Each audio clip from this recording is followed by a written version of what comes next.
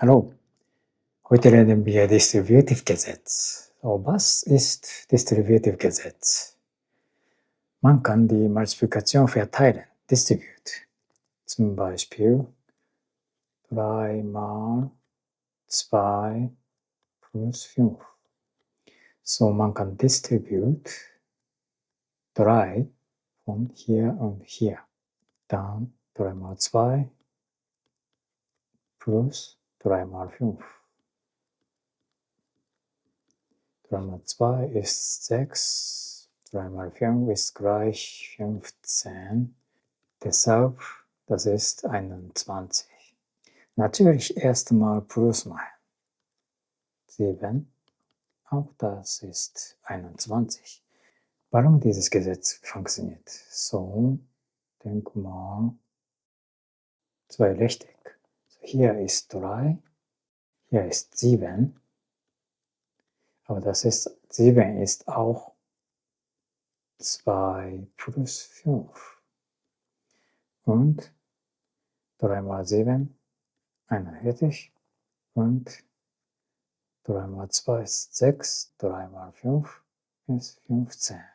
Und natürlich 6 plus 15 ist gleich 21. Das ist Grund, warum Distributivgesetz funktioniert.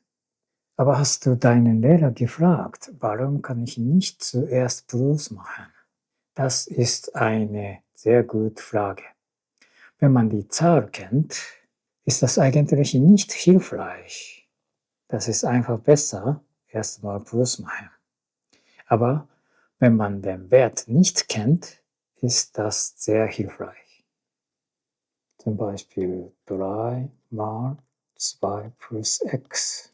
Wenn ich kann nicht Plus machen, weil ich weiß nicht, was x ist, aber ich kann noch distribute. 3 mal 2 ist 6, 3 mal x ist 3x. So, ich kann ein Teil rechnen, das ist powerful. Das ist sehr nützlich später. Jetzt, ich glaube, du kannst nicht sehen, aber dieses teilweise man kann rechnen, das ist sehr hilfreich.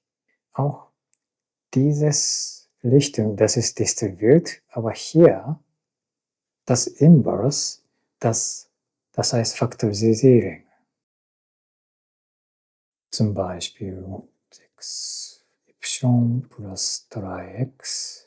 So, 6 ist 3 mal 2 und y plus 3x. Hier 3 ist da und ich kann faktorisieren 2y plus x. Man kann auch distribute. 3 mal 2 war 2y ist 6y und 3x.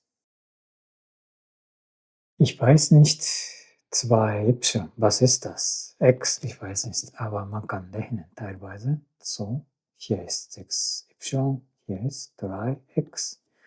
Zur Zusammenfassung. Die Multiplikation kann verteilt werden. Das ist Distributivgesetz. Und wir haben auch Inverse-Operation. Das heißt Faktorisierung. Hier distribute oder faktorisiert 3. Hier. Dankeschön.